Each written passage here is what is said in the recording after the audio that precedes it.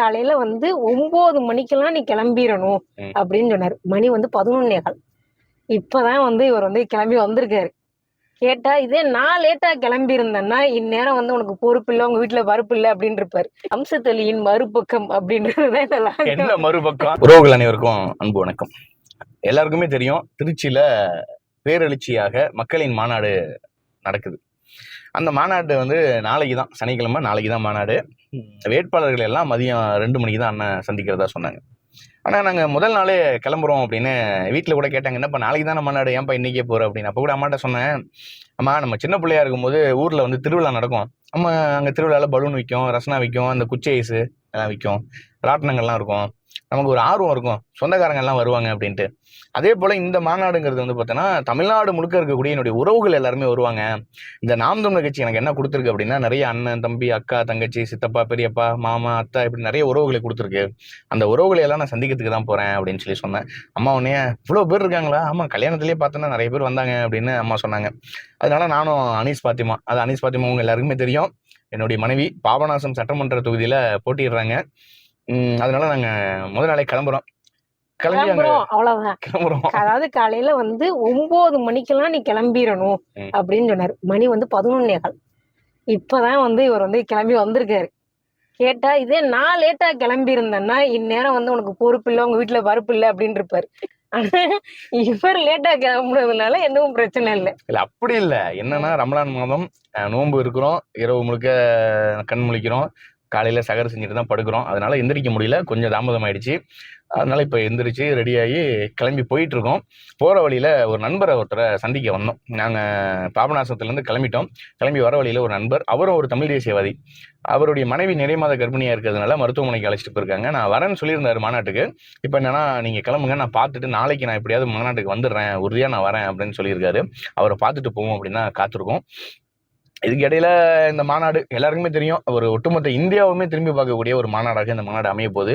எல்லாருக்கும் ஒரு கேள்வி இருக்கும்ல, என்னப்பா மற்ற கட்சிகள்லாம் கூட்டணி வைப்பதற்காக எங்ககிட்ட இவ்வளவு கூட்டம் இருக்குன்னு காட்டுறதுக்காக மாநாடு போடுவாங்க, ஆனா நீங்க ஏன் இப்ப போடுறீங்க அப்படின்னு. இந்த மாநாடுங்கிறது எப்படின்னா, நாம் தமிழர் கட்சியில் இருக்கக்கூடிய உறவுகளுக்கு ஒரு புத்துணர்ச்சியை கொடுக்கக்கூடிய ஒரு மாநாடாக இருக்கும். ஏன்னா விஜயனுடைய வருகைக்கு பின்னால எல்லாருமே என்ன சொல்றாங்க அப்படின்னா, போற போக்கில் ஒரு 10ஆம் பொதுவாக ஒரு வார்த்தையை சொல்லிட்டு போயிருது, ஓட் பேங்க் குறைஞ்சிரும், நாம் தமிழர் கட்சி 8.2 ஓட் பேங்க் அதை தக்க வைக்கிறதே கஷ்டம் அப்படிங்கிறாங்க. ஆனா உறுதியா சொல்றேன், 15லேருந்து 17 விழுக்காடு வாக்குகளை நாம் தமிழர் கட்சி எடுக்கும். அதுக்கு ஒரு முன்மாதிரியான ஒரு மாநாடு தான் இந்த மாநாடு. அது மட்டும் இல்லாம இந்த மாநாட்டை பார்க்கக்கூடிய பொதுமக்களுக்கு என்ன தோணும்னா, பரவாயில்லப்பா சீமான் தனிச்சு நிக்கிறாரு, சீமான் வந்து தனிச்சு நின்னாலும் இவ்வளவு பேர் சீமானோட நிக்கிறாங்க அப்படின்னு தெரியும். கிட்டத்தட்ட என்னுடைய கணிப்பு சரியாக இருந்தா ஒரு 6லேருந்து 8 லட்சம் பேர் அந்த மாநாட்டில் கலந்துப்பாங்க அப்படிங்கிறது தெரிய வருது. மாநாடு பார்ப்போம், நாளைக்கு பார்க்க தானே போறோம். ஒரு ஆர்வம் அப்படியே ரொம்ப அதிகமா இருக்கு, எப்படா நம்ம உறவுகளை பார்ப்போம். நம்ம போய் திடல போய் பார்த்துடணும், மாநாட்டு திடல் எப்படி இருக்கு. ஏன்னா நம்ம வீடியோலயே பார்த்துட்டு இருக்கோம், கொடிலாம் வச்சிருக்காங்க அப்படின்னு பாக்குறோம். இது வரைக்கும் நாம் தமிழர் கட்சி கொடி வந்து இவ்வளவு கொடி இருந்து இவ்வளவு கொடி எல்லா இடத்துலயும் வச்சு நாங்க பார்த்ததே இல்லை. முதல் முறையா வந்து அப்படி ஒன்று நடக்க போகுது அப்படின்றதுனால அதுல ஒரு எக்ஸைட்மெண்ட் இருக்கு, ஒரு கியூரியாசிட்டி இருக்கு, போய் பார்க்கணும் அப்படின்னு சொல்லி. அந்த திடலை போய் பார்க்கணும், திடல் எப்படி இருக்கு, யார் யாரெல்லாம் வந்திருக்கா அப்படின்னு சொல்லிட்டு. அதாவது திருவிழாவுக்கு முன்னாடி இந்த நீ சொன்ன ராட்டின கடவுலாம் போட்டிருப்பாங்களா, அதெல்லாம் ஒரு இன்ட்ரெஸ்ட் வரும்ல. அந்த மாதிரி வந்து நம்முடைய இனத்தின் திருவிழா அந்த இடத்துல வந்து எப்படி எல்லாம் வந்து மேடையை அமைப்பு செஞ்சிருக்காங்க, எப்படி வந்து பகுதிகள் இருக்கு, மக்கள் எப்படி பாக்குறாங்க, இந்த மாதிரி வந்து பார்க்கணும் அப்படின்னு ஒரு இன்ட்ரெஸ்டிங்ல தான் வந்து நாங்கள் திருச்சி போயிட்டு இருக்கிறோம். போகலை, இப்போ வந்து இங்கே நிப்பாட்டி வச்சிருக்காரு. கொஞ்சம் நேரத்துல கிளம்பிடுவோம். இப்போ அங்கே போய் பார்ப்போம் எப்படி இருக்கு அப்படின்னு. ஆனால் ஆக்சுவலாக இந்த லாக் வந்து நாங்கள் வெறும் போகிறோம் அப்படின்னு சொல்றது இல்லை. நீங்கள் வந்து இது வரைக்கும் அம்சத்தவர்களை வந்து எப்படி பார்த்துருப்பீங்க அப்படின்னா, வந்து ஒரு மீடியாவில் உட்காந்துட்டு இப்படியே கேமரா கான்சியஸோட பேசுவார். இப்போ இன்னொரு கேமரா கான்சியஸோட தான் பேசுறாரு, இருந்தாலும் ரொம்ப கேமரா கான்சியஸோட இருப்பாரு. இப்போ நம்ம அப்படி இல்லாமல் அம்சத்தொலியின் மறுபக்கம் அப்படின்றதுதான் இந்த லாக். என்ன மறுபக்கம்? இந்த லாக்ல வந்து நம்ம பார்க்க போறோம். இப்போ நம்ம அடுத்து இங்கேருந்து கிளம்புறோம், கிளம்பி திருச்சியை நோக்கி பயணம் பண்றோம், திருச்சி நோக்கி போக போகிறோம். சரி சொல்லுங்க, அடுத்து நீங்க ஏதாவது ஒரு கேள்வியை கேளுங்க, பதில் சொல்றேன். அதான் யோசிச்சுட்டு கேள்வியே யோசிச்சுட்டு இருக்கியா? நான் என்ன தெரியாதுப்பா. சரி, இப்போ வந்து இது வந்து ஏற்கனவே வந்து யாழினி பொண்ணு வந்து ஃபர்ஹானா கிட்ட கேட்டுச்சு அதே கேள்வி வந்து இப்போ நான் கேட்குறேன். இப்போ ஈரோடு கிழக்குல நீங்க என்னை பார்த்தீங்க, நான் வந்து ஒரு என்டிகேல இருந்தேன், தமிழ் தேசியத்துல இருந்தேன். அதனால வந்து சரி ஓகே அப்படின்னு சொல்லிட்டு நீங்க விரும்பிட்டீங்க. இதே நான் ஒரு என்டிகேல இல்லாம ஒரு டிஎம்கேலயோ இல்ல ஒரு ஏடிஎம்கேலயோ இல்ல ஒரு டிவிகேலயோ ரொம்ப கஷ்டங்க இருந்திருந்தேன்னா நீங்க வந்து அப்பயும் வந்து என்னை விரும்பி இருப்பீங்களா, கல்யாணம் பண்ணிருப்பீங்களா? இல்ல திருமணம் என்பது காதல் என்பது இந்த கட்சியில இருந்தா தான் வரும், இந்த பாதையில இருந்தா தான் வரும், இந்த உணர்வுல இருந்தா தான் வருங்கிறது அப்படி கிடையாது. காதல் யார் மேல வேணாலும் எப்படி வேணாலும் ஏற்படலாம். இப்ப எனக்கே ஒரு காதல் வந்து வெளிநாட்டு பொண்ணு மேல ஏற்பட்டிருக்கலாம், இல்ல பிற மாநிலத்து பொண்ணு மேல ஏற்பட்டிருக்கலாம். அது தெரியல. ஆனா நமக்கு பார்க்குறோம், பிடிச்சிருக்கு, சரி நம்ம உணர்வோட அவங்களும் இருக்காங்க, அந்த உணர்வோட அவங்களும் களத்துல பயணிக்கிறாங்க. அதுவும் ஒரு இஸ்லாமிய பெண்ணா நானும் ஒரு இஸ்லாமிய பையன், அந்த ஒரு இதுல பார்க்கும்போது நிறைய இடங்கள்ல வந்து பெண்களை மேடைகள்ல பேச அனுமதிக்க மாட்டாங்க, அரசியல் ரீதியாக அனுமதிக்க மாட்டாங்க. ஒரு பெண்ணா அரசியலுக்குள்ள வராங்க, ஒரு மேடை பேச்சாளராக இருக்காங்க, ஒரு உணர்வோட அந்த தமிழ் தேசிய பாதையில இருக்காங்க அப்படிங்கிறது எனக்கு ரொம்ப பிடிச்சிருந்தது. அதனாலதான் அப்படியே காதல் இன்னும் கொஞ்சம் வலுப்பெற்றது. வெளிநாட்டு பொண்ணா இருக்கலாம். இல்ல அப்படி இல்ல, நான் சொல்றது நம்ம வெளிநாடுகளுக்கு பயணம் போயிருக்கோம், வந்திருக்கோம். காதல் யார் மேல வேணாலும் வந்திருக்கலாம், காதல் எப்போது வேணாலும் வரலாம். அதுக்காக நான் சொன்னேன், வேற ஒண்ணும் இல்ல. ஒண்ணு வெளிநாடு பொண்ணு, வெளி மாநிலம் பொண்ணு, கேரளால பொண்ணு எடுக்கணும்னு ஆசைப்பட்டாரு, அது கிடைக்கல. காரைக்குடி தான் கடைசியில அவருக்கு எழுதி இருந்துச்சு. கேரளா காரைக்குடி ரெண்டுக்கும் ஸ்பெல்லிங் அப்படியே கொஞ்சம் தானே டிஃபரெண்ட். அதனால வந்து இது பண்றாரு. ஆனா இதே நீங்க வேற கட்சியில இருந்தீங்கன்னு வச்சுக்கோங்களேன், நான் என்ன திரும்ப பண்ணிருப்பேன், நான் விரும்பியிருப்பேன். அதனால இந்த ஒரு அப்ஜெக்ஷனும் இல்லை. ஆனா நான் சொல்லியிருப்பேன், இந்த மாதிரி வந்து நான் நாம் தமிழர் கட்சிக்கு போதை வந்து நீங்க வந்து டிஸ்டர்ப் பண்ணக்கூடாது, நீங்க வந்து என்னைய வந்து நீங்க அவாய்ட் பண்ணக்கூடாது அப்படின்னு சொல்லியிருப்பேன், ரெஸ்ட்ரிக்ட் பண்ணக்கூடாது அப்படின்னு சொல்லியிருப்பேன். இப்போ வந்து சரியா 93 கிலோமீட்டர் இருக்கு இங்க இருந்து எங்களுக்கு மாநாட்டு திரள். நாங்க போயிட்டு இருக்கோம். இப்ப அம்சத்தலி இப்ப என்ன கேள்வி அப்படின்னா, இப்ப நமக்கு வந்து அம்சத்தலியா பேர் சொல்லி கூப்பிடுறேன். நான் வந்து 2 பேர் தான், ஒண்ணு சாரே அப்படின்னு கூப்பிடுவேன், இல்லைன்னா அம்சத்தலி அப்படின்னு கூப்பிடுவேன். மற்றபடி இல்லைன்னா லூசு வேலைங்க வாடா நான் கூப்பிட்டதே இல்லை, 2 தான் கூப்பிடுவேன். ஏன்னா நான் வந்து ஒரு நிக் நேம் வைக்கிறேன் அப்படின்னு கல்யாணத்துக்கு முன்னாடி நான் சொன்னேன், இன்னைக்கு வரைக்கும் நான் வைக்கல. அதனால சரி நான் ஒரு நிக் நேம் வச்சிருக்கேன். அதனால வந்து அந்த நிக் நேம் நான் தேடுற வரைக்கும் வந்து சாரே அப்படின்னு கூப்பிடுவேன். இல்லை அம்சத்தலி அப்படின்னு இது வரைக்கும் ஒரு யாருமே கூப்பிட்டது இல்லை. எல்லாரும் வந்து அம்சத் அப்படின்னு கூப்பிடுவாங்க, உங்க வீட்டுல வந்து தஸ் அப்படின்னு கூப்பிடுவாங்க. நான் தான் இவர் வந்து அம்சத்தலி அப்படின்னு கூப்பிடுறேன். இதுவே நான் யூனிக்கா தான் கூப்பிடுறேன். சரிப்பா, அது முக்கியம் இல்லை. இப்ப வந்து நம்ம விரும்புறோம்னு சொல்லிட்டு நான் வந்து அண்ணன் சொன்னேன் முதல்ல, ஆனா நான் வந்து விரும்புறேன் அப்படின்னா, அண்ணா உடனே கெட்டுக்கார பையன் தங்கச்சி அப்படின்னாரு. ஆனா அந்த போட்டதுக்கு அப்புறம், அந்த மெசேஜ் போட்டதுக்கு அப்புறம் எனக்கு இருந்த படப்படப்பும், அடுத்து அவர் போட்ட ரிப்ளை கேட்கறதுக்கே எனக்கு 2 நிமிஷம் ஆச்சு. கேட்போமா வேணாமா, என்ன சொல்லியிருப்பாரு, என்ன சொன்னார், கெட்டிக்கார பிள்ளை, நல்ல பெண் தான், வேற யாரையும் நம்ம கல்யாணம் பண்ணிக்கிறதுக்கு தெரிஞ்ச ஒரு தமிழ் தேசத்துல இருக்கப்ப தெரிஞ்ச பெண்ணை கல்யாணம் பண்ணிக்க நல்லது அப்படின்னு சொல்லி சொன்னாரு. சொல்லிட்டு சரி நான் பாத்துக்கிறேன் அப்படின்னு சொல்லிட்டாரு. அதுக்கப்புறம் வந்து சொன்னாரு, அம்சத்தை நேர்ல வர சொல்லுங்க அப்படின்னு. பாக்கியம் தானே உங்களுக்கு அடிச்சு பேசினாரு, பாக்கியம் நடிச்சு உங்களுக்கு பேசினாரு. இப்ப அண்ணன் வந்து உங்களை கூப்பிட்டு என்ன கேட்டாரு? இல்ல எனக்கு பாக்கியராஜ் அண்ணன் கால் பண்ணாரு.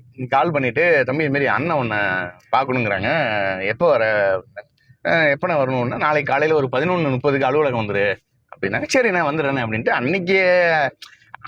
ஆனா உண்மையே சொல்லணும்னா அன்னைக்கு காலையில, அன்னைக்கு இரவு வரைக்கும் எனக்கு தெரியல. ஆனா காலையில எழுந்துச்சு நான் அண்ணனை பார்க்க போறோமே, அண்ணன் என்ன சொல்ல போறாருன்னு தெரியலையே, இப்படி ஓகே சொல்லுவாரா என்ன சொல்றாருன்னு தெரியல. அந்த ஒரு காத்திருந்த மாணவன் தான் அப்படிங்கிற மாதிரி அண்ணன் என்ன சொல்ல போறேன், அன்னைக்கு தான் ரிசல்ட்டே இருக்கு அப்படின்னா அண்ணன் அலுவலகத்துல காத்திருக்கேன். ஒரு 11:30 நான் போயிட்டேன். அண்ணன் ஒரு 11:45, 12 அந்த நேரத்துக்கு வந்திருந்தாரு. வீட்டுல உட்காந்து கால் பண்ணி போயிட்டீங்களா, என்ன பண்றீங்க வேற அப்பப்போ போன் அடிச்சு, அண்ணனை பாத்துட்டீங்களா, இருடி ஒரு நிமிஷம் வெயிட் பண்ண, அண்ணன் என்ன பாக்கல அப்படின்ட்டு வெயிட் பண்ணிட்டு இருந்தேன். அண்ணன் வந்தாரு. வந்த உடனே அண்ணன் என்ன சொன்னாருன்னா, காருக்குள்ள உட்காந்து இறங்கும் போது, வாங்க மாப்பிள்ள சார், அம்சத்தையா வந்திருக்கீங்களா, வாங்க வாங்க அப்படின்னு கூப்பிட்டாரு. எனக்கு அப்பயே ஒரு மாதிரி ஆயிட்டு. சரி அண்ணன் உடனே மேல அலுவலகத்துக்கு கூப்பிட்டாரு, மாப்பிள்ள சார் சொல்லிட்டாரு கிராண்டட் அப்படின்னு அப்படின்னு சொல்லிட்டு மேல போயிட்டேன். போனோன்னா அண்ணன் அறையில உட்காந்துருக்கோம். உட்காந்துருக்கும் போது அண்ணனோட நிறைய உறவுகள் உட்காந்துருக்காங்க. எல்லாரும் பேசி முடிச்சுட்டு போனோன்னா, எல்லாம் கொஞ்சம் வெளில இருங்க, நான் அம்சத்தோட கொஞ்சம் தனியா பேசணுங்கிறாரு. அது பதட்ட ஆரம்பிக்குது, பட்ட பட்ட பட்ட பட்டம் கையெல்லாம் நடுங்குது. ஐயோ அண்ணன் வேற தனியா பேசணுங்கிறாரு அப்படின்னா, அப்புறம் அண்ணன் உன்னை கேட்டாரு, என்னப்பா என்ன படிச்சிருக்க அப்படின்றாரு. முதல்ல எடுத்தோன்னே சொன்னோன்னே, சரி என்ன வேலை பார்க்குற அப்படின்னு, வலைவலி தானே பண்ணிட்டு இருக்கேன். சரி வலைவலியில் தொடர்ந்து காணொலிகள் போடு, நல்லா பண்ற காணொலிகள் தொடர்ச்சியா போடு அப்படின்றாரு. சொல்லிட்டு அப்போ அண்ணன் சொன்னாரு, சொந்த வீடா அப்படின்னு கேட்டாரு. இல்லைன்னா வாடகை வீடுன்னு. என்னடா சொல்ற, வாடகை வீட்டில் இப்போவும் வாடகை வீட்டில் தான் இருக்கேன். அவன் சொந்த வீடு இருந்தது, அப்பாவுக்கு கொஞ்சம் உடல்நிலை சரியில்லாத அந்த காலகட்டத்தில் வீடை வித்துட்டோம்னா இப்போ வாடகை வீட்டில் தானே இருக்கும், கூடி சீக்கிரம் வாங்கிடுவோண்ணே, நம்பிக்கை இருக்கண்ணே அப்படின்னா. உறுதியா பார்த்துக்கலாம், நீ என்ன பண்ண, தொடர்ச்சியாக காணொலிகள் போடு, காணொலிகள் போடு, ஒரு வலைவலி ஒன்று வலைவலி ஆரம்பிச்சு ஒரு காணொலி போடு, அதில் நிறைய அந்த பின்தொடர்பாளர்களை நிறைய பார்வையாளர்கள்லாம் கொண்டுட்டு வந்துட்டு அண்ணங்கிட்ட வா, அண்ணா இந்த மாதிரி நிறைய பின்தொடர்பாளர் இருக்காங்க, நிறைய பார்வை இருக்கும், நான் உனக்கு ஒரு நேர்காணல் தரேன்டார் அண்ணன். சொல்லிட்டு அப்புறம் அண்ணன் சொன்னார், உனக்கு வலைவலிக்கு என்ன உதவி வேணுமோ அதை நம்ம செய்வோம்பா, ஒன்றும் பிரச்சனை இல்லை, நீ தொடர்ந்து ஆதரவாரி. நம்ம தம்பிகள் நிறைய பேர் இருக்காங்க, இந்த இடுமோனம், சாட்டை, அப்புறம் ஃபர்கானா, இவங்கெல்லாம் வந்து நேர்காணல் எடுத்து போடு அப்படின்றாரு. சரி நான் போடுறேண்ணா அப்படின்னு சொல்லிட்டு வந்தேன். அப்போ அண்ணன் கேட்டார், திருமணத்துக்கு எத்தனை பேர் வருவாங்க அப்படின்னு கேட்டார். நான் சொன்னேன், என்னுடைய சார்பாக ஃபேமிலியிலேருந்து ஒரு 500 பேர் வருவாங்கண்ணே, அனீஸ் வீட்டில் ஒரு 300 பேர் 800 பேர்னான்னு. அப்போ அண்ணன் சொன்னார், சரி ஒரு 2500 3000 பேருக்கு சமைச்சிக்கிட்டார். 1500 பேர் 3000 பேருக்கு சமைக்கிறதா? ஏற்கனவே பொருளாதாரத்தில் பெரிய சிக்கலில் இருக்கும், திருமணம் வேறு அப்படிங்கும்போது ரொம்ப யோசனையாக இருக்கணும். அண்ணன் அடுத்த வார்த்தை சொன்னார், அதெல்லாம் ஒன்றும் சிக்கல் இல்லை, நான் பார்த்துக்கிறேன் அப்படின்றாரு. சரி, நான் இங்கேருந்து கிளம்பிட்டேன். கிளம்புனோன்னே அப்போ அண்ணன் ஒரு விஷயம் ஒன்று சொன்னார், அதை நான் வந்து வேணாம் அப்படின்னு மறுத்தேன். அதை நான் சொல்லாமா என்னன்னு எனக்கு தெரியல. சொல்லாமா? கட்சியில பொறுப்பு வேணாம். ஆமாம், அண்ணன் சொன்னார், கட்சியில் உனக்கு நான் பொறுப்பு கொடுக்குறேன் தம்பி, நீங்கள் கட்சியோட பொறுப்பாளராக இருந்து வேலை பாருங்க அப்படின்னாரு. இப்போ நான் சொன்னேன், இல்லைண்ணா அனீஸ் பாத்திமா ஏற்கனவே இருக்காங்க, நான் ஊடகவியலாளராக ஊடகத்தில் இருந்தே நான் பார்க்குறேன் அப்படின்னு சொல்லிட்டு அண்ணன்கிட்ட சொன்னேன். அது மட்டும்தான் நான் அண்ணன்கிட்ட வேணான்னு சொன்னேன். அதுக்கப்புறம் வந்து முக்கியமான விஷயம் என்ன அப்படின்னா, எங்க வீட்டுல கூப்பிட்டு இவர் சொந்த வீடா வாடகை வீடா, எங்க அம்மாவோ எங்க அத்தாவோ வந்து இவர் சொந்த வீடா வாடகை வீடா அப்படின்னு எங்க பாப்பா எவ்வளவு கேட்கல, எங்க அம்மா சம்பாதிக்கிறீங்க? கேட்கல எவ்வளவு சம்பாதிக்கிறீங்க அப்படின்னு கேட்கல. ஆனா உண்மையிலேயே ஒரு கூட பிறந்த அண்ணன் வந்து Economy drive mode is activated. ஒரு கூட பிறந்த அண்ணன் வந்து எப்படி கேட்பாங்களோ விசாரிப்பாங்களோ அப்படி வந்து அண்ணன் தான் வந்து கூப்பிட்டு விசாரிச்சாங்க. சொந்த வீடா வாடகை வீடா, எவ்வளவு சம்பாதிக்கிறீங்க, தங்கச்சி ஒழுங்கா பாத்துக்கணும். எங்க வீட்டுல கூட இதுவா இருக்கும். எங்க வீட்டுல என்ன சொன்னாங்கன்னா, மாப்பிள்ளை ஒழுங்கா பாத்துக்கன்னு சொல்லி என்னைய தான் அனுப்பிவிட்டாங்க. ஆனா எங்க அண்ணன் தான் வந்து தங்கச்சி ஒழுங்கா பாத்துக்க, தங்கச்சிக்கு ஏதாவது ஒண்ணுன்னா தொலைச்சு போறேன். இப்போ அண்ணன் வந்து கடைசியாக சொல்றாரு எந்திரிக்கும் போது, தங்கச்சியை வந்து பத்திரமா பார்த்துக்கணும், ஒழுங்கா இருக்கணும், பிச்சு விடும் பிச்சு இல்லைனா அப்படின்னாரு. சரிங்கண்ணா அப்படின்னா. அதே போல் இதெல்லாம் முடிஞ்சிருச்சு. நானே யோசித்தேன், அண்ணன் திருமண செலவை பார்த்துக்கிறேங்கிறாரு, எல்லாமே அண்ணன் பண்ண மாட்டார் அப்படின்னு நினச்சேன். கூட இருக்கக்கூடிய நெருங்கிய உறவுகளும் சொன்னாங்க, இல்லை அண்ணன் வந்து முழு செலவையும் பண்ண மாட்டார், ஏதாவது அண்ணன் ஏதாவது உதவி பண்ணுவார் அப்படின்னாங்க. இல்ல அதுக்கு பிறகு நான் வந்து அரணியூர்ல போய் அண்ணனை வந்து நானே அம்மா மாமா எல்லாரும் போய் சந்திச்சோம். சந்திக்கும் போது அண்ணன் என்ன சொன்னாருன்னா, எவ்வளோடா செலவாகும், கல்யாணத்துக்கு எவ்வளோடா செலவாகணும்னு நான் ஒரு 3 லட்சம் ரூபா செலவு அண்ணன் டக்குனு, இது 3 லட்சமா அப்படின்னு பாக்குறாரு. குறைஞ்சது 10 லட்சம் கூட 10 மாடா முதல்ல அப்படின்னு சொல்லி பாக்கியா நான் கேட்கறாரு. 10 லட்சமா எனக்கு தூக்கி வாரி போட்டுருச்சு.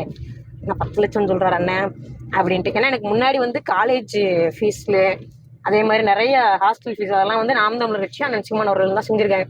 இப்போ கல்யாணத்துக்கும் அண்ணன்ட்ட தான் நம்ம கொஞ்சம் ஹெல்ப் கேட்கணும் அப்படின்ற நிலைமையில தான் இருந்துச்சு. அப்படி போய் கேட்கும்போது அண்ணன் வந்து 10 லட்சம் அப்படின்ட்டாரு. 10 லட்சம் சொல்றாரு. நீங்க என்ன பண்ணி என்கிட்டே நிறைய பேர் சொன்னாங்க, அண்ணன் சொல்லுவாங்க அண்ணன் முழு செலவு ஏற்றுப்பாங்களான்னு தெரியல, ரிஸ்க்ல மாட்டிக்காத அப்படின்லாம் சொன்னாங்க. ஆனா நான் வந்து முழுமையா அண்ணனை நம்பினேன். ஏன்னா அண்ணன் வந்து உறுதியாண்ட சொன்னாங்க, கண்டிப்பா வந்து நான் பண்ணிடுவேன்டா, உனக்கு நான் பண்றேன்டா அப்படின்றாரு. அதன் பிறகு லிஸ்ட் போட்டு கொடுத்தோம். ஆனா என்னன்னா மேட்டர் என்னன்னா, கல்யாணத்துல 1 ரூபா கூட நம்ம செலவு பண்ணல. முழுக்க வந்து அண்ணன் தான் செலவு பண்ணாரு. மண்டபம், சாப்பாடு, மற்ற அந்த வரவேற்பு செலவு எல்லாமே பத்திரிக்கை முத கொண்டு அண்ணன் அடிச்சிட்டாரு. அடிச்சுட்டு யார் யார் பேர் பொண்ணு எனக்கு அண்ணன் குரல் பதிவு பண்ணாரு. பண்ணிட்டு திருமண பத்திரிகையில வந்து யார் யார் பேர் பொண்ணுன்னு கொஞ்சம் இதை வந்து கொஞ்சம் பேர் கொஞ்சம் அனுப்பிடுங்க அப்படின்னு நான் உடனே அனுப்பிவிட்டேன். திரும்ப அடுத்த 3 நாள்ல பார்த்தீங்கன்னா பத்திரிகை வருது அனீஸ் வீட்டுக்கு. எத்தனை பத்திரிகை இருந்துச்சு? அந்த கட்சி பத்திரிகை 2000 பத்திரிகை. 2000 பத்திரிகை கட்சி பத்திரிகை வந்துருச்சு. அந்த 2000 பத்திரிகை வைக்கிறதுக்குள்ள நாங்க பட்ட பாடு இருக்கு. நிறைய பேருக்கு ஃபோன் பண்ணி, அண்ணன் நம்ம நேர்ல போக முடியாது அப்படின்னு சொல்லிட்டு ஃபோன் பண்ணி, அண்ணன் இது மாதிரி நீங்க உங்க அட்ரஸ் அனுப்பி விடுங்க, பத்திரிகை அனுப்புறேன், நீங்க வந்துருங்க அப்படின்னா, அதெல்லாம் வேணாம் தங்கச்சி, அண்ணன் சொல்லிட்டாரு தங்கச்சி அப்படின்றது. அண்ணன் சொல்லிட்டாரு, நம்ம கல்யாணத்துக்கு நம்ம இன்வைட் பண்றதுக்கு முன்னாடி அண்ணன் இன்வைட் பண்ணிட்டாரு. யாருக்கு ஃபோன் பண்ணா அண்ணன் சொல்லிட்டாரு தங்கச்சி, அண்ணன் சொல்லிட்டாரு கல்யாணத்துக்கு நாங்க வந்துடுறோம் அப்படின்றாங்க. அதெல்லாம் ரொம்ப பெரிய ஆச்சரியமா இருந்தது. இப்ப இடையில சொல்லணும்னா தடாரிமானனுக்கு பத்திரிகை வைக்க நான் போனேன். அப்போ கூட தடாரிமான சொன்னாரு, அண்ணன் என்கிட்ட சொல்லிட்டாரு வந்துட சொல்லி அப்படின்னு. அப்புறம் ஏற்பட்டு முக்கியம்னா எல்லாருமே அப்ப என்னன்னா, நம்ம கூட பிறந்த ஒரு அண்ணன் இருந்தா எப்படி திருமணத்துக்கு தம்பியோட திருமணத்துக்கு எல்லாரையும் கூப்பிட்டுருப்பாரோ அந்த மாதிரி அண்ணன் கூப்பிட்டுருக்காரு. பரவாயில்ல, இவ்வளவு வேலைகள்லயும் இவ்வளவு அரசியல் வேலைகளுக்கு மத்தியிலையும் அண்ணன் வந்து நமக்காக அக்கறை எடுத்து எல்லாத்தையும் பண்ணாருங்கிறது பெரிய ஆச்சரியம். இதுல இன்னொரு குறிப்பா ஒரு விஷயம்னா, திருமணம் முடிந்து அன்று இரவு வந்து குரல் பதிவு ஒன்று அண்ணன் போறாரு. என்ன போறாருன்னா, எல்லாமே சிறப்பா முடிஞ்சல, ஏதோ குறைகள் இருக்கான்னு கேட்குறாரு. நான் சொன்னேன், இல்லைன்னா நீங்க தானே சொல்லணும் ஏதாவது குறைகள் இருந்தா. திருமணத்தை பண்ணி வச்சது நான்றா, நீ ஏதாவது குறை இருந்தா சொல்ற அப்படின்னு அண்ணன் கேட்டப்போ எனக்கு ரொம்ப நெகிழ்ச்சியா இருந்தது. இப்படிப்பட்ட ஒரு மனுஷனா வந்து நம்ம இவ்வளவு நாள் சரியா புரிஞ்சுக்காம அண்ணன் வந்து அடகு வைக்கிறாரு, அண்ணன் வந்து தம்பியில மூளைச்சலவை பண்றாரு, அண்ணன் வந்து கை விட்டுருவாரு அப்படிலாம் நிறைய பேர் வந்து நிறைய மாதிரியான விமர்சனங்கள் வச்சிருக்காங்க. ஆனா உண்மையிலேயே அண்ணன் வந்து நல்லா பார்த்துக்குவாரு, அண்ணன் வந்து தன்னை நம்பி வர்ற பிள்ளைகளை வந்து எந்த இடத்துலயும் அடமானம் வைக்க மாட்டாரு அப்படின்றதுக்கு உண்மையான எக்ஸாம்பிள் யாருன்னா நாங்க தான். ஏன்னா இது வரைக்கும் வந்து என்னுடைய முதல்ல நான் பேசின மேடையில எனக்கு வழக்கு வந்துச்சு. அன்னைக்கு அண்ணன் சொன்னாரு, உனக்கு கல்வி செலவுல இருந்து கல்யாண செலவு வரைக்கும் நானே பாத்துக்கிறேன்டான்னு சொன்னாரு. கடைசி வரைக்கும் அண்ணன் தான் பாத்துக்காரு. இப்போ வரைக்கும் எனக்கு ஏதாவது ஒரு தேவை அப்படின்னாலும் நான் உடனே போய், எப்படி நம்ம கூட பிறந்த அண்ணன் கிட்ட போய் நம்ம போய் கேட்போமோ அது மாதிரி நான் வந்து சீமான் அண்ணன்கிட்ட போய் கேட்பேன். அண்ணன் உடனே வந்து இது வரைக்கும் உனக்கு முடியாது இல்ல அப்படின்ற வார்த்தையே அண்ணன் வாயில வந்து வந்தது இல்லை. அதே போல இன்னொன்னு அண்ணன் சொல்லுவாரு, போகும்போதும் தங்கச்சி நல்லா இருக்கியாடா, எல்லாம் போயிட்டு கேடா விட்டு ஏதாவது உதவினா ஏதாவது தேவைப்பட்டுச்சுன்னா அண்ணனுக்கு ஒரு குரல் பதிவு போடு, நீ எதுவும் தயங்காத, எதுவாக இருந்தாலும் அண்ணன்ட்ட கேளுன்னு சொல்றாருல்ல, அதுதான் எனக்கு ரொம்ப அண்ணன்ட்ட பிடிச்சிருந்தது.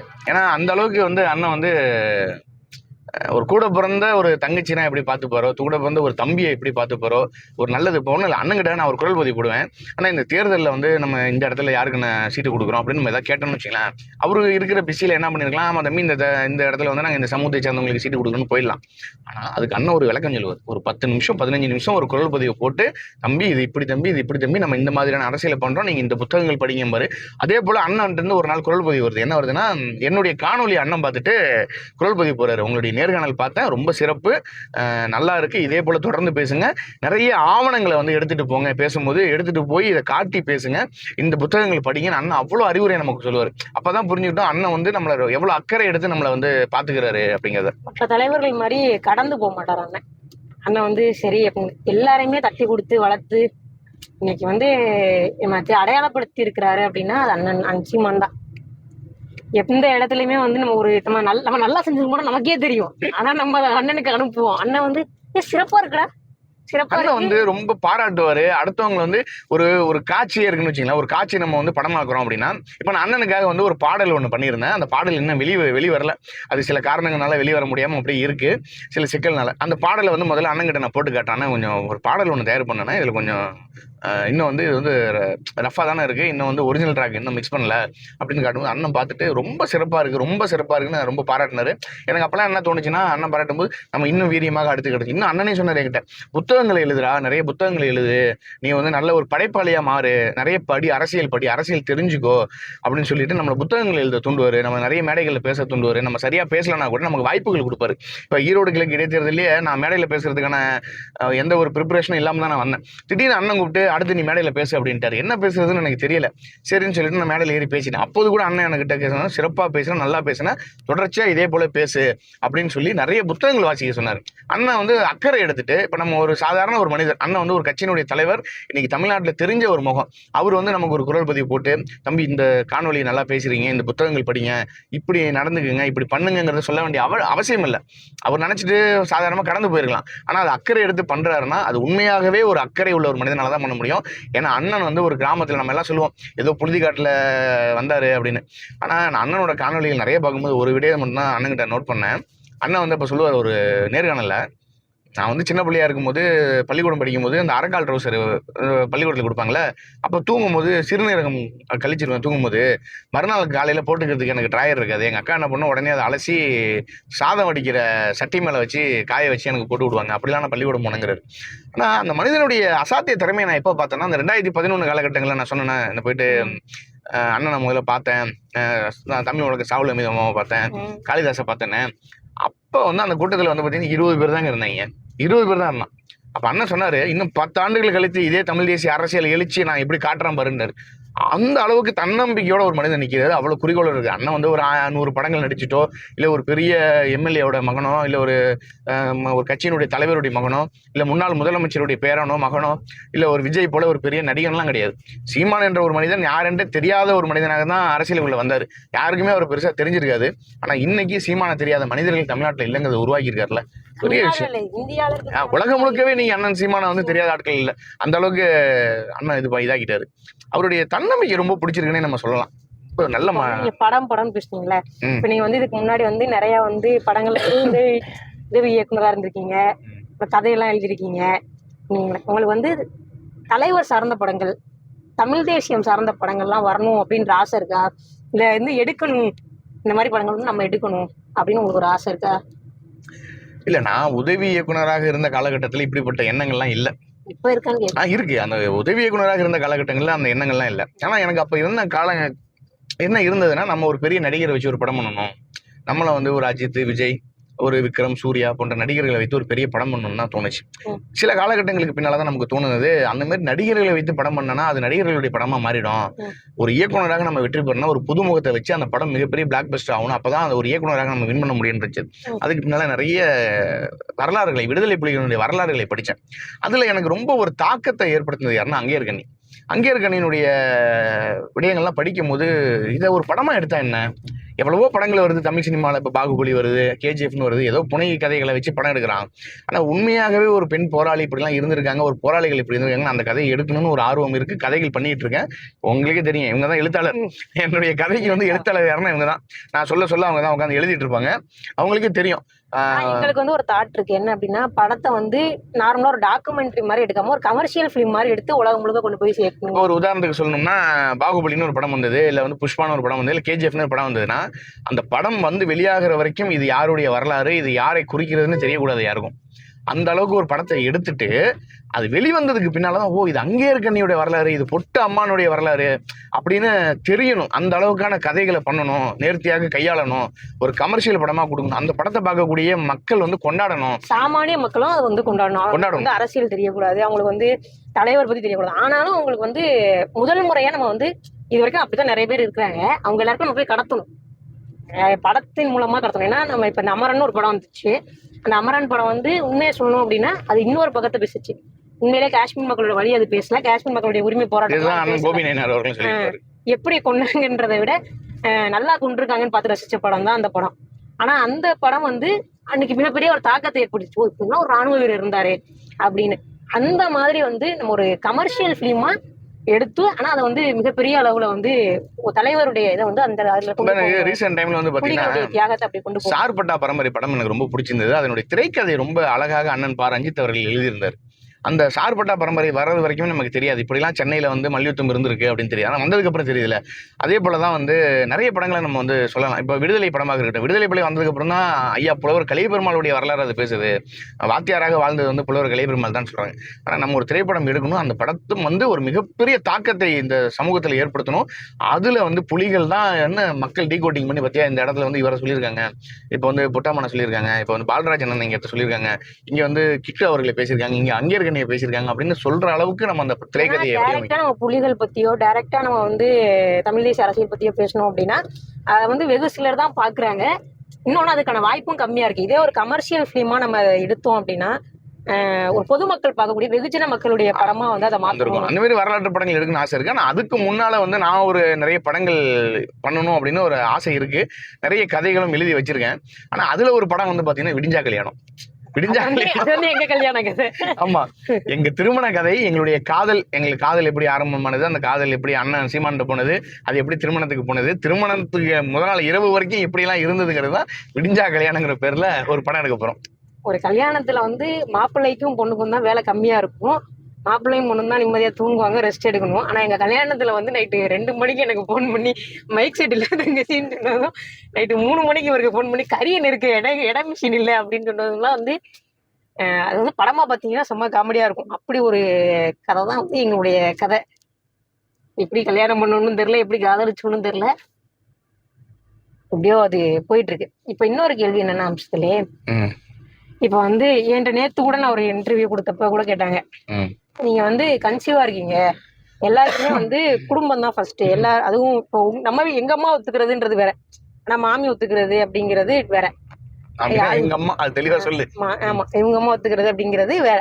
அதே மாதிரி இப்ப நீங்க இருக்கீங்கன்னு வச்சுக்கோங்களேன், இப்ப எல்லாருக்குமே என்ன தோணும்னா, நம்ம ஒய்ஃப் வந்து பிரெக்னெண்டா இருக்கா, இந்த நேரத்துல வந்து அவ அலையக்கூடாது, அதுவும் நமக்கு முத பிள்ளை அப்படின்னு சொல்லிட்டு நிறைய இருக்கும் இல்லையா.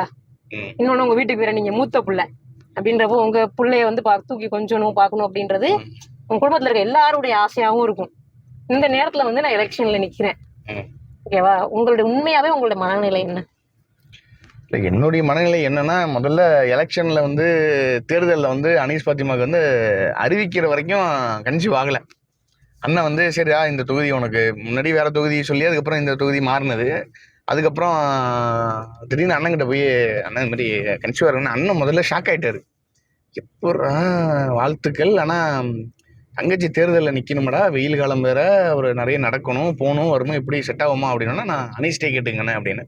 அப்போ அனீஸ் சொன்ன வார்த்தை ஒன்று தான் அண்ணங்கிட்ட, ஆனால் நான் உறுதியாக நிற்பேன்னா நீங்கள் எதுவும் பயப்படாதீங்கன்னா நான் உறுதியாக நிற்பேன், ரெண்டாவதுன்னா நான் உங்களுடைய தங்கச்சிண்ணா நான் உறுதியாக நிற்பேன்னா அண்ணனுக்கு சரி இதுக்கு மேலே நம்ம தங்கச்சியில் வேணான்னு சொல்ல முடியாது அப்படின்னு அந்த வாரத்தில் சரி தங்கச்சி நீ பார்த்து பத்திரமா ஏறி, ஆனால் உடல்நிலையை பார்த்துக்க, நல்லா சாப்பிடு, நல்லா உணவிடு, மருத்துவ பரிசோதனைலாம் சரியாக பண்ணு அப்படின்னு சொல்லி அண்ணன் சொன்னேன். இன்னை வரைக்குமே அண்ணன் ஒரு வாரத்துக்கு ஒரு முறையாவது ஒரு குரல் பதிவு போடுவார், தங்கச்சி பத்திரமா பார்த்துங்க, பார்த்து பத்திரமா பயணப்படுங்க, பார்த்து வேலை செய்யுங்கன்னு அண்ணன் அந்த விஷயம் செய்வார். அந்த விஷயத்தில் நம்ம வந்து எந்த இடத்துலையுமே அண்ணன் வந்து இது பண்ணவே முடியாது. ஆனால் எனக்கு மனசுக்குள்ள என்னன்னா, தேர்தல் காலத்தில் போட்டியிடுவது வந்து எளிமையானது அல்ல. ஒரு கர்வமாக இருந்துக்கிட்டு நடக்கணும், டிராவல் பண்ணணும். இப்போ மருத்துவர்கள் கூட சொல்கிறாங்க, என்ன சொல்கிறாங்க அப்படின்னா, நஞ்சுக்கொடி வந்து கீழே கொஞ்சம் இறங்கி இருக்க மாதிரி இருக்கு. அதனால 7வது மாதம் 6வது மாதம் ஸ்கேன் எடுக்கும்போது நமக்கு 7வது மாதம் ஸ்கேன் எடுக்கும்போது தெரியும். ஆனால் டிராவல் நிறைய பண்ணாதீங்க, நிறைய பழங்கள் சாப்பிடுங்க, ஓய்வு எடுங்கிறாங்க. ஆனால் எங்களுக்கு ஓய்வு எடுக்கிறதுக்கான நேரம் இல்லை. ஏன்னா நான் ஒன்றே ஒன்று தான் அனீஸ்ட்ட சொல்லுவேன். ஏன்னா புலிகள் வந்து மிகப்பெரிய தியாகம் பண்ணவங்க அனீஸு. அவங்களுடைய தியாகத்துக்கு முன்னாலலாம் வந்து எதுவுமே வந்து சாத்தியம் கிடையாது. அவங்க தன் மண்ணுடைய விடுதலைக்காக அப்படி நின்றாங்க. ஆனால் நம்ம இனத்தினுடைய அரசியல் விடுதலைக்காக நம்ம நிற்கிறோம். இது கூட நம்ம செய்யலைன்னா என்ன இருக்குது? உறுதியாக நம்ம களத்தில் நிற்கிறோம், நம்ம வெற்றி பெறுறோம். வெற்றி பெறுவதற்கான வேலை என்னவோ அதை தான் நம்ம பார்க்கணும். நம்ம சும்மா தேர்தலில் நிற்கிறோம், அண்ணன் இடம் கொடுத்துட்டாரு, அதனால நம்ம ஒரு வேட்பாளர் அப்படின்னு அந்த புகைப்படம் போடுறது, அதனால 4 பேருக்கு முன்னாடி நான் வேட்பாளர்னு சொல்கிறேன், அதெல்லாம் இல்லை. வெற்றி பெற்றே ஆகணும். அண்ணன் வந்து ஒரு வார்த்தையை ஒன்று சொன்னார், உன்னை தங்கச்சி நான் நிப்பாட்டுறேன், பார்த்துக்கோ, கூட இருந்து பத்திரமா பார்த்துக்கிட்டாரு. கிட்டத்தட்ட நான் ஒரு 6 மாதங்களுக்கு மேலே ஆகுது நான் என்னுடைய தனிப்பட்ட வேலைகளை பார்த்து. அது வரைக்குமே நான் தொகுதிக்குள்ளேயே இருந்து தொகுதியில் வேலை பார்க்கணுன்னு. அனீஸுக்கு தெரியும் தொகுதிக்குள்ளே நம்ம என்ன வேலைகள் பார்க்குறோம் அப்படின்னு. அந்த தொகுதியினுடைய பொறுப்பாளர்களுக்கும் தெரியும். எல்லா வேலைகளையும் பார்க்குறோம். உறுதியாக நான் சொல்கிறேன், பாபநாசம் சட்டமன்ற தொகுதியை வந்து வெற்றி தொகுதியாக தான் நம்ம அண்ணங்கிட்ட கொண்டு போய், அண்ணா நான் வெற்றி பெற்றுட்டேன், என்னை நம்பி நீங்கள் நிப்பாட்டின்னு இந்த வெற்றியை நம்ம கொடுக்கணும். அதே போல் இந்த வெற்றியை மாவீரர்களுக்கு சமர்ப்பிக்கணும் அப்படின்னு தான் நான் சொன்னேன். அதனால எனக்கு எந்த இடத்துலையுமே வந்து ஒரு இதே கிடையாது. எனக்கு என்னன்னா, மருத்துவ பரிசோதனை போகிறோமா, மாதத்தில் ஒரு நாள் போகிறோமா, அந்த ஒரு நாள் நம்ம வேலை பார்க்க முடியாது. மற்ற நாட்களில் நல்ல உணவு சாப்பிட்டுட்டு நல்ல மாத்திரை மருந்து சாப்பிட்டுட்டு ஓய்வு எடுக்கட்டும்னு நான் களத்தில் இறங்கி நான் வேலை பார்ப்பேன். வேட்பாளரை கூப்பிட்டுட்டு மக்கள்கிட்ட வாக்குகள் கேட்க போகும்போது அந்த இடத்துக்கு நாங்கள் போகிறோம். இன்னொரு விஷயத்தையும் நான் வந்து சொல்லணும். என்ன அப்படின்னா வந்து, என்னைய பார்க்குற எல்லாரும் வந்து என்ன சொல்றீங்கன்னா, இவரை கூப்பிட்டு ஒழுங்கா தங்கச்சிக்கு சாப்பாடு கொடுங்க, தங்கச்சி வந்து இறங்கி விட்டாங்க. ஆக்சுவலாக நான் உண்மையிலேயே வந்து கிட்டத்தட்ட ஒரு 8 கிலோ கிட்ட நான் கூடியிருக்கேன் முன்னாடி இருந்த வெயிட்டை விட. வந்து சில நேரங்களில் முகம் கொஞ்சம் அப்செட்டாக இருந்திருக்கலாம். அது வந்து என்னன்னா, ஹார்மோனல் இம்பேலன்ஸ்னால அப்செட்டாக இருந்திருக்கலாம். மற்றபடி நான் வெயிட்லாம் நல்லா தான் கூடியிருக்கேன், நார்மலாக தான் இருக்கேன். நான் பிளட் தான் கொஞ்சம் கம்மியாக இருக்குன்னு டாக்டர் சொல்லியிருக்காங்க. அதுக்காண்டி தான் நான் சாப்பாடு எடுத்துகிட்டு இருக்கேன். இவர் வந்து என்னை சாப்பிட தான் சொல்கிறாரு. ஏன்னா எல்லா இடங்கள்லையும் பார்த்துட்டு ஒழுங்காக சாப்பாடு கொடுங்க, ஒழுங்காக சாப்பாடு கொடுங்க அப்படின்னு சொல்கிறதுனால எல்லாரும் என்ன நினச்சிட்டு, இவர் என்ன சொல்கிறாருன்னா, சாப்பிட்றி, வெளியே போனீங்கன்னா என்னால் நிம்மதியாக இருக்க முடியலடி, எங்கே போனாலும் வந்து உங்கள் அண்ணன் உங்கள் அக்காலாம் வந்துட்டு சாப்பாடு கொடுங்க, சாப்பாடு கொடுங்க, நான் உன்னை சாப்பாடே போடாமலாம் வச்சுருக்கேன் அப்படின்ற மாதிரி வந்து இவர் வந்து டென்ஷன் ஆயிடுறாரு. அதனால வந்து நான் ஒழுங்காக தான் சாப்பிட்றேன் அப்படின்னு சொல்லலைனாலும் ஓரளவுக்கு சாப்பிட்றேன். ஆனால் நான் நல்ல வெயிட்லாம் நல்லா கெயின் ஆயிருக்கேன். நான் அதனால் வந்து என்னை பற்றி இழைச்சி போயிட்டேன் அப்படின்னு நீங்கள் சொல்கிறது மட்டும்தான் என்னால் நம்ப முடியல. ஏன்னா எனக்கே தெரியுது என்னோட முகம் வந்து துஷ்ணம் ஆயிடுச்சு அப்படின்ட்டு. அதனால வந்து அதுலலாம் எந்த சிக்கலும் இல்லை, உடல்நிலையிலலாம் எந்த சிக்கலும் இல்லை. அது பார்ப்போம். அது சிலருக்கு வந்து அப்படிதான் நஞ்சுக்கொடி லைட்டாக கீழே இருக்குன்றாங்க. அப்புறம் 7வது மாதம் ஆட்டோமேட்டிக்காக மேலே ஏறிடும், அதனால அது எந்த ஒரு இஷ்யூவும் இல்லை அப்படின்னு தான் சொல்லியிருக்காங்க. இப்போ வரைக்கும் எனக்கு எந்த ப்ராப்ளமும் இல்லை, நார்மலாக இருக்கும். அதெல்லாம் எங்களுக்கு எந்த சிக்கலும் இல்லை. இப்போ வந்து வம்சத்தை வந்து முதல்ல, அதாவது நீ ரொம்ப லென்த்தாலாம் ஆன்சர் பண்ணக்கூடாது, சரியா? அது லாக் ஷார்ட் அண்ட் ஸ்வீட்டாக ஆன்சர் பண்ணணும். அதாவது என்னன்னா, தமிழ் தேசியம் வந்து உங்களுக்கு எப்போ வந்து ஃபர்ஸ்ட் தெரியும்? தமிழ் தேசியம் ஒரு ஐடியாலஜி இருக்கு அப்படின்னு இப்போ இல்லை, ஐடியாலஜிங்கிறத விட அரசியல் முதல்ல எப்போ தெரியும் அப்படிங்கிறத நம்ம முதல்ல தெரிஞ்சுக்கணும். 2009 ஈழத்தில் நடந்த இனப்படுகொலைக்கு பின்னால் நிறைய பெட்டி கடைகளில் தமிழ்நாடு முழுக்க வந்து பார்த்தீங்கன்னா ஒரு நோட்டீஸ் இருக்கும். இந்த தினத்தந்தி இந்த மாதிரி நாளிதழ்களோட இது போட்டிருப்பாங்க. அதில் வந்து பார்த்தீங்கன்னா, பிரபாகரன் இறந்து விட்டார், சிங்கள இராணுவம் அறிவித்தது அப்படின்னு சொல்லிட்டு போடுவாங்க. அது மாதிரி தமிழ்நாடு முழுக்க கல்லூரி மாணவர்கள் வந்து போராட்டம் பண்ணுறாங்க, அதை வந்து போராட்டத்தை நிப்பாட்டுறதுக்காக விடுமுறை விட்டுருக்காங்க அப்படிலாம் பார்த்தோம். அப்போ எங்களுக்கு தேவை விடுமுறை, அவ்வளோதான். அப்போ யாரோ இறந்துருக்காங்க அப்படின்னு தான் நாங்கள் நினச்சோம். ஆனால் அதுக்கு பின்னால் நாங்கள் அந்த அரசியலை படிக்கும்போது தான், பிரபாகரன் அப்படிங்கிறவர் நம்மளுடைய தலைவர், அவர் வந்து நம்ம இனத்துக்காக போராடி இருக்காரு, ஈழத்தில் இவ்வளோ பெரிய இனப்படுகொலை நடந்திருக்கு அப்படின்லாம் எனக்கு தெரியும்னா அதுக்கு முழு காரணமும் அண்ணன் சீமான் தான். ஏன்னா அப்படி இருந்த காலகட்டத்தில் நாங்கள்லாம் சக்திமான் இந்த மாதிரி சீரியல்களை பார்த்துக்கிட்டு, இந்த SPD பவர் ரேஞ்சர்ஸ் இதை பார்த்துக்கிட்டு சினிமா திரைப்படங்கள் பார்த்துட்டு இருந்தோம். இப்போ சொல்லணும்னா எல்லாரும் இன்னைக்கு அனில் அப்படின்னு விஜய் ரசிகர்களை கிண்டல் பண்ணுறாங்க. ஒரு ஆமை. நான் ஒரு அஜித் அவர்களுடைய தீவிர ரசிகன், அதில் நான் எந்த விதமான மாற்று கருத்தும் இல்லை. அஜித்துடைய படங்கள் எல்லாமே முதல் நாள் முதல் காட்சி படம் பார்த்துட்டோம். குறைந்தபட்சம் 2-3 காட்சிகளை படம் பார்ப்பேன், அப்படிதான் இருந்தேன். ஆனால் இந்த அரசியல் தெளிவுன்னு ஒன்று வந்ததுக்கப்புறம் அண்ணன் சீமானுடைய பேச்சுகளை கவனிக்க ஆரம்பிக்கிறேன். தமிழன் தொலைக்காட்சின்னு நினைக்கிறேன். அந்த தமிழன் தொலைக்காட்சியில் வந்து பார்த்தீங்கன்னா, இப்போ இந்த காணொலிகள்லாம் போடுவாங்க, அண்ணனுடைய காணொலிகள்லாம் போடுவாங்க. அப்படி தான் பார்க்குறேன், அரசியலுக்குள்ளே வரேன். சரியாக என்னுடைய கணிப்பு சரியாக இருந்தால் 2011 காலகட்டம்னு நினைக்கிறேன்.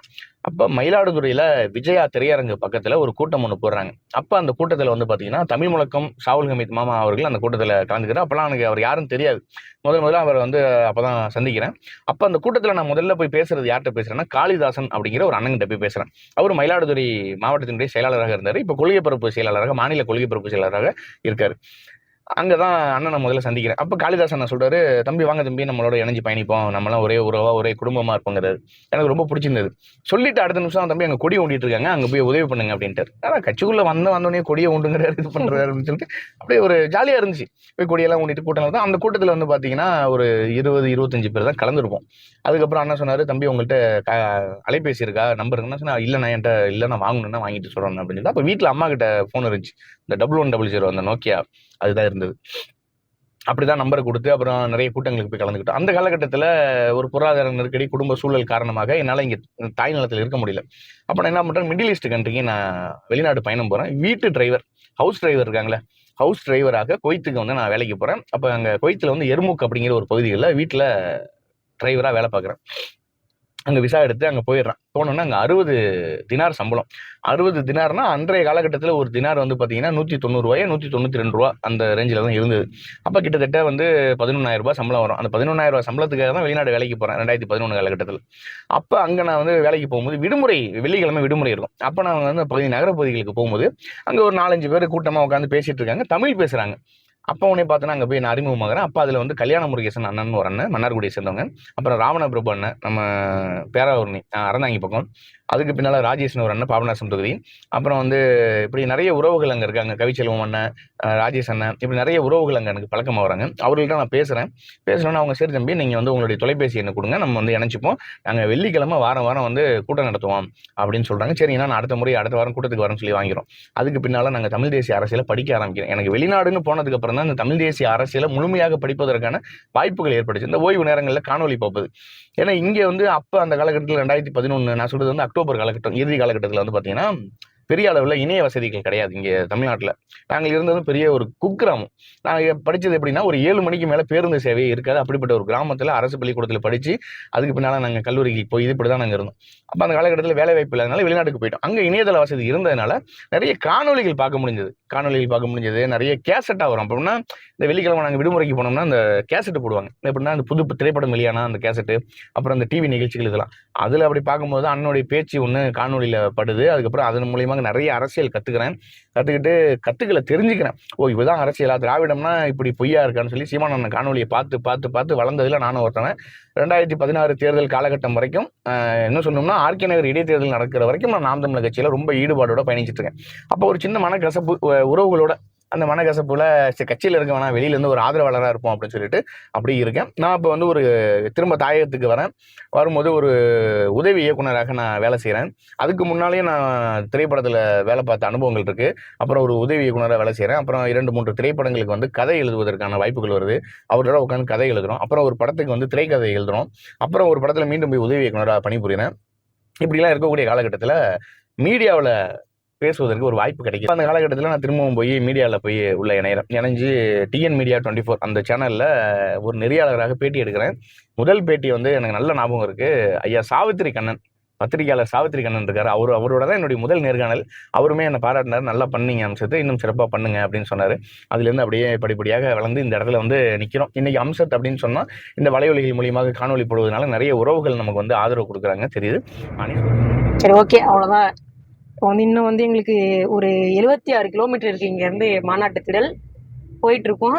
அங்கே மாநாட்டு திடலுக்கு போயிட்டு திடல் எப்படி இருக்குது, திடலில் யார் யாரெல்லாம் இருக்கா, நம்ம உறவுகள் தான் இருக்க போறாங்க, எப்படி ரெஸ்பாண்ட் பண்றாங்க. இன்னும் எனக்கு பெரிய விஷயம் என்னன்னா, நிறைய உறவுகள் வெளிநாட்டுல இருந்து வந்திருக்காங்க. ஈழத்தமிழுக்கு நிறைய பேர் நேற்று கூட காணொலிகள்லாம் பார்த்தேன். பார்க்கும்போது வெளிநாட்டுல இருந்து இவ்வளவு உறவுகள்லாம் வராங்க, பெரிய ஆச்சரியம். திமுக காசு கொடுத்து கூப்பிட்டா கூட வரதுக்கு யோசிப்பான், கோட்டர் கோழி பிரியாணி எல்லாம் கொடுத்து. இவ்வளவு பெரிய கூட்டம் தன்னெழுச்சியாக வருது இல்ல, அதுதான் கண்டிப்பா. ஆனா இதுல வந்து இன்னொன்னு சொல்றாங்க என்னன்னா, டிவிகேல இருக்கக்கூடிய அல்லது மற்ற கட்சியில் இருக்கக்கூடியவர்கள் வந்து இந்த மாநாட்டுல வந்து கலந்துக்கலாம் மீன்ஸ் நல்லபடியா கலந்துக்கிறது வேற, காசு கொடுத்தா கூட்டிட்டு வந்தாங்க இந்த மாதிரிலாம் சொல்லலாம் அப்படின்னு சொல்றாங்க. ஆனா அப்படிலாம் இருந்தா வாய்ப்பே இல்லை. ஏன்னா நாம் தமிழர் கட்சி வந்து எங்கள்கிட்டயே காசு இல்லை வர்றதுக்கு, நாங்களே பிச்சை எடுத்துதான் வரோம். இதுல நாங்க வந்து 4 பேரை காசு கொடுத்து கூப்பிடுற அளவுக்கு என் கையில காசு இல்லை. நீங்க உடனே நினைப்பீங்க, பிச்சை எடுக்கிறவங்க தான் கார்ல போறாங்க, காரே வாடகைக்காருங்க, வாடகைக்கு வண்டி எடுத்துட்டு போயிட்டு இருக்கோம். பேருந்துல வந்து பயணம் பண்ண முடியல, அதனால சரி வாடகைக்காவது வண்டி எடுத்துட்டு நம்ம பயணம் பண்ணுவோம், சேஃபா போவோம் அப்படின்னு சொல்லிட்டு தான் போயிட்டு இருக்கோம். கூடிய சீக்கிரம் ஒரு மகிழ்வு ஒன்று வாங்கணும், கண்டிப்பா வாங்கிடுவோம். அடுத்த கட்ட தேர்தல் வேலைகள் நிறைய இருக்கு. தேர்தலில் உறுதியாக நம்ம வந்து வெல்றோம், அவ்வளவுதான். அந்த வெற்றி எவ்வளவு விழுக்காடு வாக்கு இல்ல போன தடவை வாங்கின ஓட்டை வாங்குமா இல்ல டெபாசிட் வாங்குமா கிடைக்கும். உறுதியா அடிச்சு சொல்றேன், மிகப்பெரிய ஒரு நம்பிக்கையோட தான் அந்த களத்துல நான் போட்டிட்டு இருக்கேன். உறுதியா பாபநாசம் நீங்க தொகுதியில வெல்றோம். போட்டிருக்கீங்களா? நான் தான் நீங்க போட்டிருக்கேன். போட்டிடுறீங்க.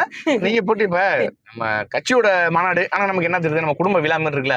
அனீஸ் பாத்திமா போட்டிட்டான்னு, நான் போட்டிட்டான்னு. இப்ப நாளைக்கு அண்ணன் சீமான் அவர்கள் போட்டிட்டு அந்த இடத்துல வெற்றி பெற்றாலும் அவ்வளவு பெரிய மகிழ்ச்சி நமக்கு இருக்கும். நம்ம சகோதரர்கள் வெற்றி பெற்றா அவ்வளவு மகிழ்ச்சி இருக்கும். இன்னும் குறிப்பா இடும்பவனம் கார்த்திகெல்லாம் வந்து வெற்றி பெற்றாருன்னா எனக்கு அவ்வளவு பெரிய மகிழ்ச்சி. அதை விட வேற என்ன மகிழ்ச்சி இருக்க போகுது. அதனால உறுதியாக எல்லாருமே வெற்றி பெறணும். இப்ப அபுபக்கர் அவர்கள்லாம் ஒரு சிறந்த சட்டத்தரணியாக வந்துட்டு இருக்காரு. அவரெல்லாம் நிறைய விவாதங்கள் நல்லா பேசுறாரு. அவரெல்லாம் அரசியலுக்குள்ள போகணும். இன்னும் சொல்லணும்னா இல்ல சட்டமன்றத்துக்குள்ள போகணும். இன்னும் சொல்லணும்னா அந்த பழங்குடியின மக்களுக்கு நம்ம வாக்கு இடம் கொடுக்குறோம். அவர்கள் வெற்றி பெற்று உள்ள போகணும். இன்னும் எத்தனையோ சமூகங்கள், இந்த தமிழ் சமூகங்கள் புறக்கணிக்கப்பட்ட தேர்தலில் புறக்கணிக்கப்பட்ட சமூகங்கள், எத்தனையோ சமூகங்களுக்கான சீமான் அவர்கள் வாய்ப்பு கொடுத்திருக்காரு. அவர்கள் எல்லாம் வெற்றி பெறணும். என்னை பொறுத்த வரைக்கும் ஒன்னே ஒண்ணுதான், நாம் தமிழருடைய ஆட்சி என்பது உலகத்தின் தலை சிறந்த ஒரு ஆட்சியாக தமிழ்நாட்டில் இதுவரைக்கும் பார்த்திராத ஒரு ஆட்சியாக இருக்கும். எங்கள் ஐயா காமராசருக்கும் எங்க அண்ணன் சீமானுக்கும் தான் போட்டிய. யார் நல்லாட்சியை கொடுக்க போறோம்? நாங்க கருணாநிதி ஆட்சியோ ஜெயலலிதா ஆட்சியோ எம்ஜிஆர் ஆட்சியோ கொடுப்போம்லாம் சொல்ல, காமராஜர் அவர்களை விட சிறந்த ஆட்சியை நாங்கள் கொடுப்போம்னு போட்டி போடுறோம். தாத்தாவுக்கும் பேரனுக்கு தான் போட்டியே, அவ்வளவுதான். அதனால ஒரு சிறந்த ஆட்சியை கொடுப்போம். உறுதியாக வெல்றோம். மாநாட்டில் சந்திப்போம். அனைத்து உறவுகளையும் மாநாட்டில் சந்திக்க முடியுமாங்கிறது தெரியல. முடிந்த அளவுக்கு எல்லா உறவுகளையும் மாநாட்டில் சந்தித்து புகைப்படம் எடுத்து அவர்களோட அன்பை பகிர்ந்து ஒரு நலம் விசாரிச்சுட்டு திரும்ப வரும்போது மனசுக்கு ஒரு மகிழ்ச்சியா இருக்கும். நம்ம குடும்ப உறவுகளை நம்ம நாள் கழிச்சு பார்த்துருக்கோம் அப்படின்னு அதுக்காக தான் போயிட்டு இருக்கோம். எல்லாருமே சந்திக்கிறது ரொம்ப ஆவலா நாங்க தான் காத்திருக்கிறோம். ஏன்னா நான் வந்து முன்னாடி வந்து அடிக்கடி எல்லா ஊர்களுக்கும் போய் பேசுவேன், இதெல்லாம் பண்ணியிருக்கேன். ஆனால் இப்போ ரீசெண்ட் டைம்ஸ்ல வந்து என்னால் அதிகமாக எந்த ஊருக்குமே போக முடியல. கூப்பிட்டாலும் இல்லைன்னா கன்சியூவாக இருக்கேன், வர முடியல அப்படின்னு சொல்ல முடியுது. அதனால இந்த மாநாடு தான் வந்து எல்லாரையும் சந்திக்கிறதுக்கான ஒரே ஒரு ஃபோரமாக எனக்கு இருக்கு. அதனால கண்டிப்பா வந்து உங்க எல்லாரையும் சந்திக்கிறதுல நீங்க எல்லாம் வந்து ஆர்வமா இருக்கீங்களான்னு தெரியல, நான் வந்து ரொம்ப ஆர்வமா இருக்கிறேன். Including me also. ஆர்வமா இருக்கிறோம். நாங்க மாநாட்டு திடலுக்கு போயிட்டு திடல் எப்படி இருக்கு, மக்கள் எப்படி ரெஸ்பாண்ட் பண்றாங்க அப்படிங்கிறத சொல்றோம். நன்றி. நன்றி.